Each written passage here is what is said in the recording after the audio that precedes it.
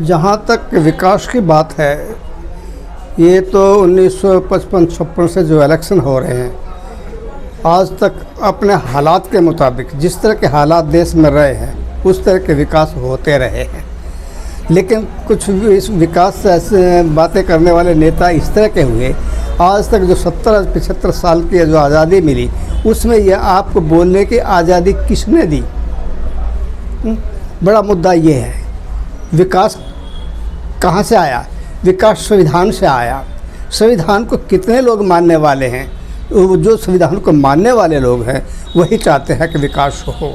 जो संविधान को नहीं मानते वो हरामजादगी करते हैं, देश को बर्बाद करना चाहते हैं, देश को लूटना चाहते हैं। जो मुझे ज़्यादा बताने की जरूरत नहीं है, आजकल की पीढ़ी मुझसे भी बेहतर जानती होगी जो हालात देश के चल रहे हैं। बने बनाए पे आके बैठ गया और कह दिया अगर 70 साल से उस पार्टी ने क्या किया, 70 साल से उस पार्टी ने क्या किया, यहाँ तक ला दिया कि आपको बोलना सिखा दिया, सामने खड़ा होना सिखा दिया। नहीं तो खड़े होने तक की इज्जत नहीं थी, इजाज़त नहीं थी, कोई नहीं जाता था। अब विकास आगे जो विकास हो रहा है, जितना 70 साल में देश पीछे नहीं गया, अब 100% आर्थिक व्यवस्था हमारी पीछे चली गई है। तो उसको तो हर अब ये युवा पीढ़ी के हाथ में है कि वो उसको किस नज़रिए से देखता है।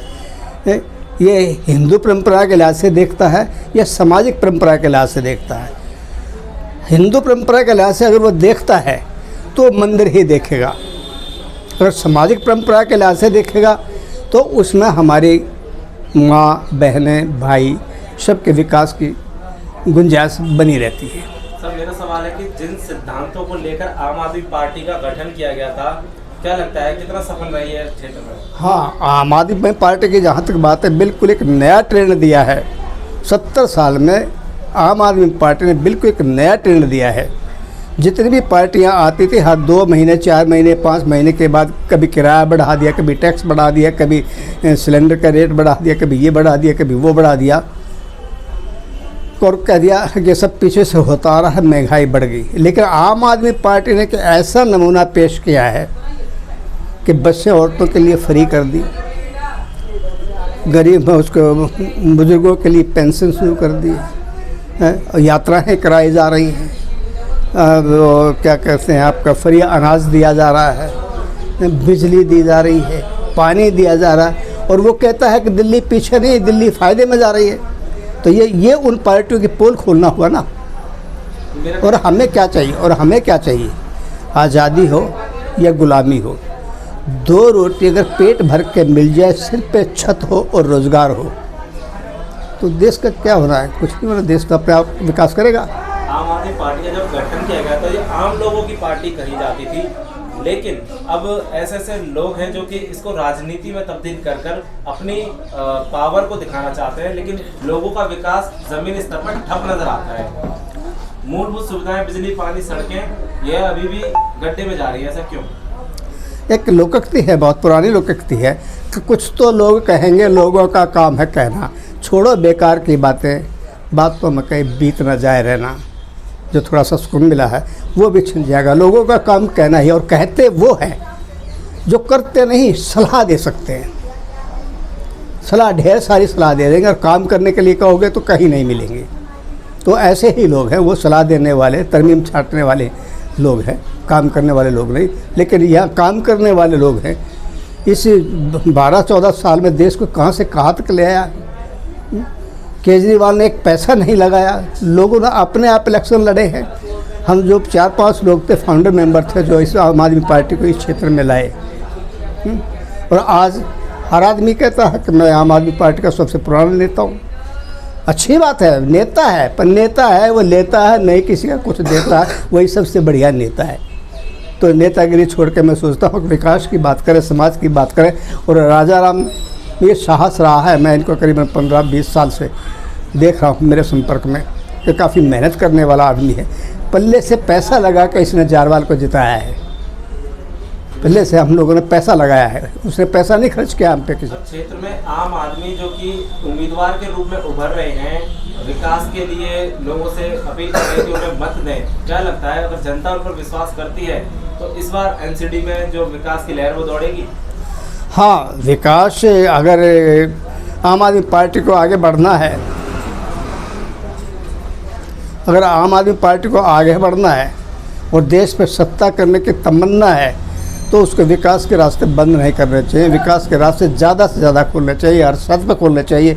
और एक वो प्रधान या हमारा चीफ मिनिस्टर हो या दूसरा कोई भी हो, वो वर्कर ही उसे आगे ले जाता। अगर वर्कर की भावना भी हमारे चीफ मिनिस्टर के साथ, केजरीवाल जी के साथ जुड़ी रहेगी तो मुझे लगता है कि पीछे नहीं रहेगा। आज यह कूड़ेदान की बात आ रही है, सारा देश कूड़े से भर दिया है। ये राजनीति है, ये राजनीति इनको ये जैसे कॉलोनी मिली थी अब आगे के लिए यह कूड़ेदान बनाया जाएगा।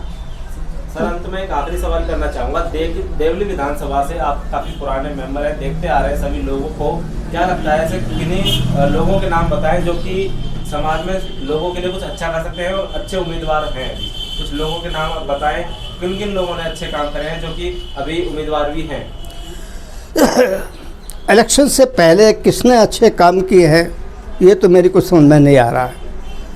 वायदे किए हैं, इलेक्शन से पहले तो वायदे किए हैं, और इलेक्शन होने के बाद जो आप सत्ता में आए हैं उनमें से मैं कॉमन आदमी हूँ, मुझे किसी पार्टी से कुछ लेना देना नहीं, मैं एक सामाजिक आदमी हूँ, राइटर हूँ। तो उस नाते से मैं कहूँगा कि आप काम नहीं कर रहे, आप कोई अध्यक्ष बना हुआ है, कोई वाइस प्रेसिडेंट बना हुआ है, कोई कुछ बना हुआ, कोई कुछ बना हुआ। और यहाँ एक लाइब्रेरी बनी थी 7 नंबर में, सॉरी ओल्ड एज होम बना था 7 नंबर में, उसमें कोई लाइब्रेरी चला रहा है, काम ऐसे हो रहे हैं। ओल्ड एज होम में क्या विकास था और लाइब्रेरी चलाने वाले का क्या नाता है, ये बात मुझे ज़्यादा बताने के उतना आ रहे तो अच्छा होगा। सर कहीं ना कहीं देखा जा रहा है कि कई सालों से कार्यकर्ता पार्टी में मेहनत कर रहे हैं और लोगों का भी कहना है कि अभी जिस तरह कहा जाता है कि जेंट्स सीट है, जेंट्स के अलावा वो अपनी महिलाओं या बहन को या बहू को निकाल देते हैं। तो आपको क्या लगता नहीं है कि ये गलत है कि जो कार्यकर्ता इनके साथ काम करते हैं और क्या वो दरिया बिछाने के लिए होते हैं? आपका कहना क्या है इसमें? देखो, ज्ञान की कई परिभाषाएं हैं। एक ज्ञान तो ये है कि देश का और अपना हर धरती पर जो जीव है उसका विकास कर, और एक ज्ञान है परमाणु बम बनाना। There are so many kinds of gyan. ज्ञान एक तरह का नहीं है। होना तो ये चाहिए था, जो वास्तविकता है, जन्मसिद्ध अधिकार है कि महिला ही भगवान है जो संसार को चला रही है। मैंने सर ज्ञान नहीं पूछा है, मैंने कहा जो कार्यकर्ता क्षेत्र में मेहनत कर रहा है उसको कहीं ना कहीं क्यों नहीं टिकट दी जाती? आपको एक बार कह दिया कि आपको टिकट दे दिया, लेकिन दूसरे को मौका नहीं दिया जाता है और वहीं आप उन्हीं की बीवी को, बहू को, बेटियों को दे देते हैं। इस पे आपका क्या कहना है? मैं उसका आपसे सवाल की पारिवारिक राजनीति जो चलती आ रही है उसके ऊपर क्या कहना है? वो कब बदलेगी? पारिवारिक है। जहाँ महिलाओं का प्रश्न आता है, मैं वही कहने जा रहा था, फिर हो सकता थोड़ा मेरी बात में भेद रहा हो कि मेरे तो अपने सब्जेक्ट में भी महिला ही पहले प्रधान रही है, और महिलाओं के वायदे तो वैधाओं के साथ करते हैं, लेकिन काम में तो महिला तो दूसरी भी तो हो सकती है। जो महिला घर से निकल के बाहर आती है, दरिया बिछाती है पार्टियों के लिए, तो वो दूसरी कार्यकर्ता भी तो हो सकती है कि जरूरी है कि वही कैंडिडेट की बीवी हो, बहन हो, बेटी हो। उस पर सवाल का जवाब नहीं दे पा रहे हो मुझे। तब बिल्कुल सही कह रहे हो। ये पारिवारिक जो राजनीति है ये बहुत काफ़ी पहले से चली आई है। पारिवारिक राजनीति काफ़ी पहले से चली आई। वैसे ऐसा होना नहीं चाहिए। सब लोग समानाधिकार के वो अधिकारी है, तो सबको चाहिए, मौका सबको मिलना चाहिए। एक परिवार तो आसमान में हवाई जहाज में उड़ता है और एक को ज़मीन पर पैर रखने के लिए जगह नहीं है।